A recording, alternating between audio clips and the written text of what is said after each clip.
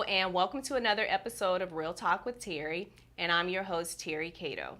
I'm excited to bring to you part two of our Women in Business episode. And I have sitting with me Miss Vernita Naylor. Thank you for having me. You're welcome. The author of Get the Cheese, Avoid the Traps, and she is the founder of JPEZ Enterprise Group. So, Vernita, could you just start off by just telling us a little bit more about yourself? Okay, so I am the owner and founder of JPEZ Enterprise Group. Okay. I am the Park, Recreation, and Historical Commissioner for Alameda County. Awesome. I am a published author of Get the Cheese, Avoid the Traps, an interactive guide to government contracting. Nice. And also, I'm a small business ambassador where I speak on behalf of small businesses throughout the world on issues that's concerning and impacting the small businesses. Got it.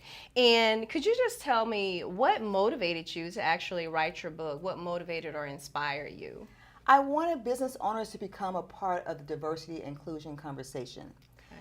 The book is about helping business owners to sell their goods and services to buying agencies. Right. And so by being a diverse business, you need to know what are the steps to take to be able to properly position yourself and sell to Fortune 500 and government buying agencies. Nice, awesome. And how do you accomplish that? Do you have workshops? Do you do seminars or? Oh yes, companies like PG&E, Comcast, UC Berkeley, they hire me to create these workshops and webinars for these businesses because they want to make sure businesses are empowered.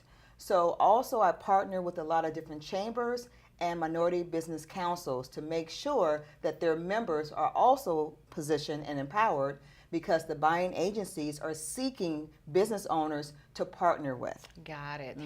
And you mentioned a very interesting title. You said you're a small business ambassador. So could you just tell us a little bit more about exactly what is that? What is a small business ambassador? What does that look like? What do you do in that role? So as a small business ambassador, I'm called to Washington, D.C. every year. Matter of fact, I flew in a couple of days ago from being there for a week to sit down with Senate representatives on issues pertaining to small businesses. So in this session, we talked about small business entrepreneurship, the healthcare reform, taxes, access to capital, portable benefits, childcare, everything you can think of, and be positioned on helping the Senate to be able to enact laws and policies that's affecting small businesses with input from people like me to help be that voice for small businesses. Got it. And by being an ambassador also, I lend my voice to press releases, to journals, to publications all over the world, once again, to be that voice for other businesses that can't speak for themselves. Awesome. Got it. Sounds great. Now, you're a small business owner, as am I, and we both know that we have our triumphs and we have our challenges. Right. So could you just share with the viewers, being a small business owner here in the Bay Area, what are maybe some challenges that you've had to overcome and maybe some successes that you like to share with the viewers? Well, for me, it's being a minority woman, a lot of times in a male-dominated industry. And it has been very challenging because I don't fit the norm of what people think I should look like by making the accomplishments I've made. And so it has been really a challenge because it's really different because you don't have someone that you can call to say, hey, how can I go forward and do this? Being a minority, especially as like a minority counselor, I have to be able to talk to the businesses in such a way that's going to help them and position them, but I have no one to call on to say, how do I do this? Right. So it's really been really challenging, but like we know, people of color, we can be innovative, we can be creative, and we can make things happen, and that's what I've been able to do by the grace of God. Absolutely, that's great. And and how were you able to overcome some of those challenges, like you said, because you're kind of a trailblazer, you're doing things that may not have necessarily been done the way that you're doing them. So just like, how did you overcome some of the challenges so that you can help other small business owners and advocate for them and give them advice on how to get government contracts and be included in these opportunities? Well, first for me, prayer. That's Okay. been the ultimate thing, because Absolutely. a lot of times I don't have the guidance or direction on how to do something. And so through prayer, I've been guided on how to contact specific people or be in a specific place or what have you, and that's helped me a lot. And then once I'm in those positions, I have been blessed for people to be able to help me to make sure that business owners get a voice, business owners get contracts, business owners get position, business owners get a place at the table. So all those things have helped me to be able to position myself to be able to help others. Right, got it. Awesome. Okay, and just another thing in terms of your book, Get the Cheese, Avoid the Traps. That's a very, I like the name. Thank you. It's very kind of, it catches you, it grabs you. How did you come up with that title, first of all? Well, I have a team of my friends. And when I was creating the book, I said, okay, let's go back to the urban way of thinking. And back in the day, they had government cheese. They did. Yeah, yes. exactly. Right. So government cheese was a need for families to be able to supplement their food allotment. And so this is the same thing. Okay. Cheese to supplement the business owners Okay. to be able to have contracts. And then cheese is also an urban term, right? Yes. So I thought about that too. So I Okay. asked my team, I said, what should we name this? Okay. And someone said, you know what, let's name it Get the Cheese, Avoid the Traps. And the Okay. traps are the opportunities that small businesses are not aware of that's out there for them. Okay. So they see it as a trap, and in some cases it is. Okay. Because if you don't know that something is out there to help you, then what happens? You're trapped and you're stagnant in what you're able to do. Right, and you mentioned trap. Like, what are some of the biggest traps? Because for me, being a small business owner, I've actually years ago gone to some of the seminars where they'll bring somebody in from the Small Business Association, and they'll just kind of talk about government contracting and just some tips and tools on how you can know what's coming down the pipeline, and knowing what's coming down the pipeline, it'll kind of help you with what the need is for the government and how to kind of navigate and go about doing that. So, like, what are some traps that, because for me, I would think that one of them is just not having access to information. Exactly. So that's Exactly. key as a business owner, because if you, don't go to these seminars or go meet with these people, you don't know the tools and the what's out there to help you Exactly. even know, because you're like, how did people know to even apply for the government contract? But I mean, they make all of that information public. It's made Right. public. You just have to be, I guess, kind of in the know. Yes. So Yes. for me, Yes. I just would think that's one of the traps, is not having all the information, Right. and not knowing where to go. So what are some other traps that that you see or that you know of that small business owners can kind of avoid to help them get contract opportunities? Well, it's kind of like a catch-22, because outside of the government having this program, Fortune 500 companies have it as well. So your Googles, your Facebook, Walmart, Smithsonian, NASA, they all have these programs as well. So the traps, like you said, is not knowing that these opportunities are available to you. Because if you don't know, then you can't even begin to position yourself. Right. Another trap is that we run up against lack of access to capital, because you may not get paid for at least 90 days on a contract. And so if you're not getting paid, you still have to execute that contract and wait for payment. Got it. So that's another trap. Okay. There's so many different traps that's out there, but once again, if you get creative as a business owner and you try to go to what I call building capacity partnership organizations, Okay. like SBA, SCORE, Yes. SBDC, the Minority Supplier Diversity Council, you go to those, continue to stay engaged, the chambers, continue to stay engaged, and then hopefully you will be able to connect with someone like a buying agency, because a lot of those organizations have partnerships with buying agencies. And once you get plugged in, then you'll learn how to navigate your way through the traps like a mouse in a maze. Absolutely. That's a great analogy. I like that. So basically, I guess businesses, depending on the nature of your business, because there might be a small business owner out there that says, I'm a consultant, or I don't know, they might say my business model, I don't know if my business model fit. So I guess you would never know if you don't look or if you don't try. Right. And there might even be an aspiring entrepreneur that says, well, I want to be in business for myself, but like what's lucrative? Something that I learned from my father-in-law, rest his soul, he passed away recently, is that, successful business owners, they can always kind of forecast what's coming down the pipeline. They're looking for opportunities, and then they're one of the first people that jump on the opportunity kind of when it happens. Right. So something that I learned in government contracting that I've never really acted on, but I know that it's out there. I went to a seminar, and they talked about there's a book that the federal government puts out. I don't know if it's annually or ever so many years, but they do like this audit of all of the government agencies. And one thing that I learned, I don't know if they still do it, I would imagine they still do, is one thing that you can look for needs in is if there's a deficiency. Say for example, I don't know, if there's a deficiency in an area or a department or a shortfall. Somebody was saying usually that's kind of a way to project, okay, they might have to contract that out because there's a deficiency in either that department or that service, so they'll need extra help. So maybe if I'm projecting out, they're going to submit bid, or they're going to request bids for this service or whatever. So I don't know, is that maybe a way? Do you know the name of the book? I don't know the name of the book. I don't know the name of the book, but I know online you can go to one of the government programs. I think it's fpds.gov.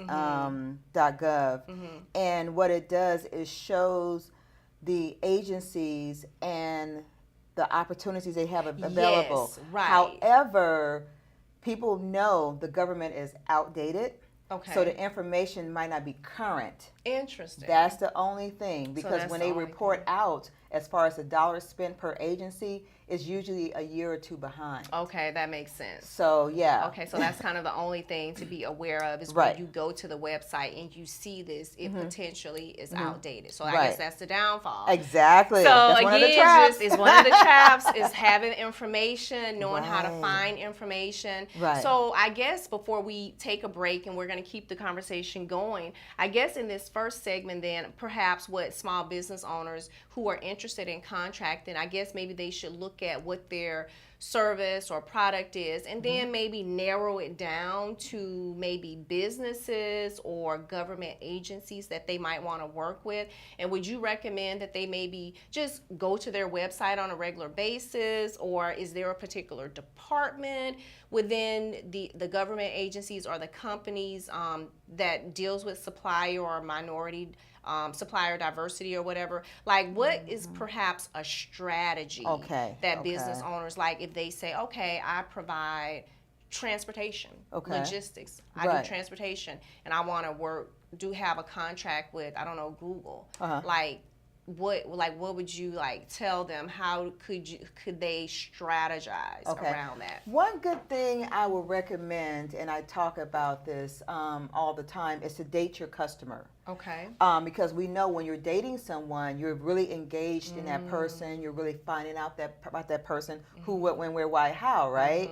That's the same with the buying agency that you desire to work with. Okay. I always tell business owners to choose your top 3 to 5 businesses that you want to partner with.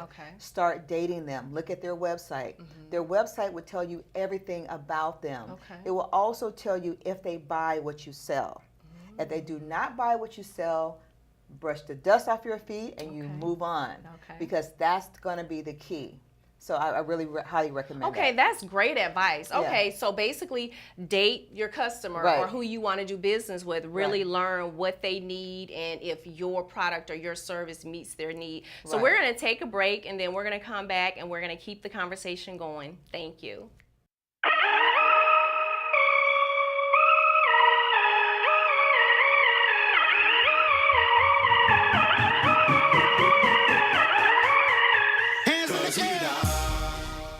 welcome back to Real Talk with Terry, and we're going to keep the conversation going with Ms. Vernita Naylor, the author of Getting the Cheese, Avoiding the Traps. So, Vernita, if you could just elaborate more on, we were kind of talking a little bit during the break, and you mentioned something that small businesses, that if they're having issues or problems with policies or whatever in their business or just in general, that they should contact you for that, because that is one of the things that you do as an ambassador and as an advocate. Could you just elaborate more on that, like problems, issues that they might be having, and when they should call you? Okay, so like this week when I was in DC, we were talking about portable benefits.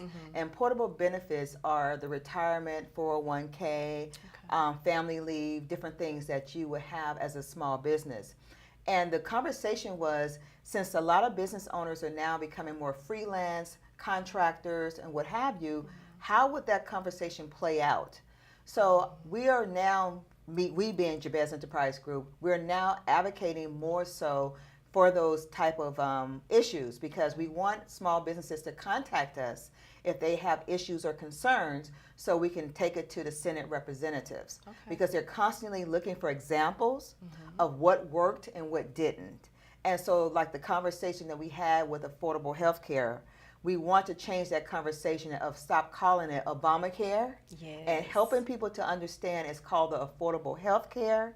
And these are the things that needs to happen to make the affordable health care work for everyone.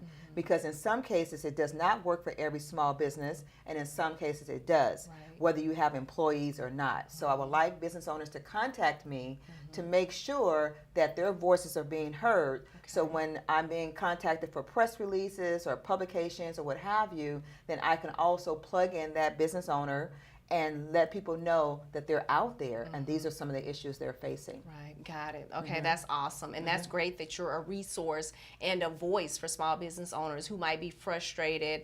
They don't know where to go. They don't know what to do. So they can just reach out to you guys, let you know what's going on, and you can kind of be that voice for them. Exactly. That's great. Thank you. Exactly. And then another thing that we were kind of talking about in terms of supplier or diversity, supply chain diversity or whatever. I'm like getting like confused. So you mentioned a great point that most people think that it's just government based, but you mentioned that it's not, and that's kind of, I guess, my thoughts on it. I would think more like most people that supplier diversity is more government contracting. So could you just elaborate a little bit more on that? That there's a gamut of opportunities that are available to business owners that are not just government opportunities. So I'm trying to change the conversation about how people look at diversity and inclusion. And the program is supplier diversity. So that means that if you fit into the small minority, woman, LGBT, or veteran space, then there's certifications out there for you to get certified in partnership with corporations and the government. So corporations are using some of the same government platforms for certification. So some government entities are accepting hub zones, 8A programs, MWBE, which is Minority Business Enterprise, or WBE, which is Women Business Enterprise. So I'm trying to make sure the conversation changes and there's more clarity, because that's yet another trap of not knowing the difference. The government contracting part is the fiscal accountability, the compliance and the laws, the contracts and the procurement. That's the difference. So you may have a bank like Wells Fargo that have a supplier diversity program, but they also have a government contracting component because they're getting government dollars. So I'm really trying to change that conversation to get everyone knowledgeable about what the program really is and what it isn't. Because once again, that's another trap of confusion and a lack of knowledge. Got it. And maybe a myth, or at least I found it to be a myth when I was starting out years ago with my small business, and people would always tell me, they would be like, "Oh my God, Terry, that's amazing that you're starting your business. There's all kinds of money and grants that are out there for small minority, women-owned businesses. Go get like all this money." And I would be doing these searches for this money, and what I found was really kind of a myth. There are resources and tools out there, but this like loans and automatic money that people would always tell me about as a minority woman-owned, business. I was like, to me, it's like, okay, that's a myth. That's what people say who perhaps are not in business, and they tell you that. So could you just maybe like address that in terms of like financing, because I know that's always a big issue for minority-owned businesses. Right. We have issues with procuring finances Right. to help fund the business to even get to the next level, Right. which is usually an issue. So could you just address that, what Okay. I call a myth? Okay. Yes and no, it's a myth. Okay. It all depends upon how you're approaching it. Okay. The grants a lot of times are for nonprofits. Yes. Okay. However, if you can find a loophole in some of the grants by going to grants.gov, Okay. and say, for example, you are the first minority television personality, for example, before Oprah came, okay, there might be a grant for you for that. Okay. So you have to position yourself and get creative in such a way of how to look for the grants. So there are grants there. As far as access to capital, SBA have programs now that's becoming more creative, because whether it's a small or a large loan, the underwriting time, effort, and costs are the same. So SBA have different types of programs now that's specifically designed for minorities and diverse businesses. So it's always good to contact them. They have a lot of partnerships with banks. Another thing I would like to recommend that I talked about with the Senate is that we need to have more community banks. Businesses need to go back to their communities, develop that relationship. That way you can get access to capital. Absolutely. If you're going to a large B of A, Wells Fargo, those banks don't know you but by your value of the dollars that you're putting into their bank. And if it's not enough, they don't know who you are. Absolutely. But if you go to your local bank, your chances of access to capital is much better. Okay, that's a great point. And that's great advice, because I know as a small business owner, and knowing a lot of small business owners, that's usually a challenge to growing and getting to the next level, is you don't have the capital, you don't have the money, and a lot of times, like you said, the big banks, they're reluctant to loan you the money because they're looking at what are your assets, are you trying to get a big contract, like, why do you need more capital, but you really do need more money to grow. So it's kind of a catch-22, it's like, I don't have a whole lot, but I need more money in order to grow, and you're not willing to loan me the money if I don't have the assets or whatever. So anyway, that's a great point that you made. So that the community, that we need more community banks for small businesses to go back to their communities and get the money. So as we get ready to wrap up the segment,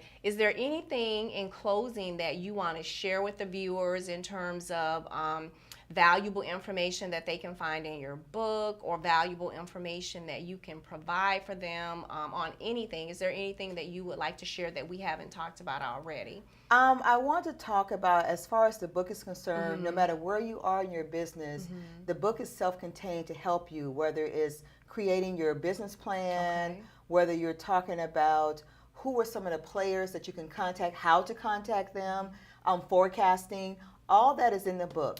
The different types of certifications, who are some of the certifying agencies, everything you can ever need is contained in the book. Awesome. That's great. That's awesome, because I know you threw out a lot of terms and acronyms. Exactly. So, and people might say, wait a minute, what does that mean? She was talking too fast. So that information is in the book. So, okay, if people, get the book, they'll see the different acronyms. You elaborate a little bit more on all of that. This has been great. Thank you. You're welcome. So I appreciate you coming and talking to the viewers of Real Talk with Terry, talking to me. So I'm excited about your next level and your elevation, and kind of where you'll go with this, because this is a great resource for small business owners. And I say that wholeheartedly as a female-owned business, as a small business person. So thank you again for writing the book and sharing your knowledge and expertise with us. And thank you so much for coming and talking to us. And again, thank you. And I just want to thank all of you guys for tuning in to another episode of Real Talk with Terry. And this has been our Women in Business panel. Hopefully you learned something. We have shared a lot of great information. Yes. I'm excited. You guys just go out and do it. And I just want to end with yesterday is history, tomorrow is a mystery. Today is a gift, which is why we call it the present. So again, make the most of this 24. I look forward to the next time. And until then, be blessed and have a great day. Thank you.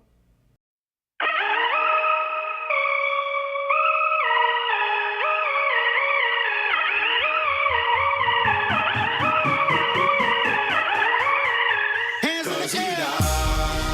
And he rolls.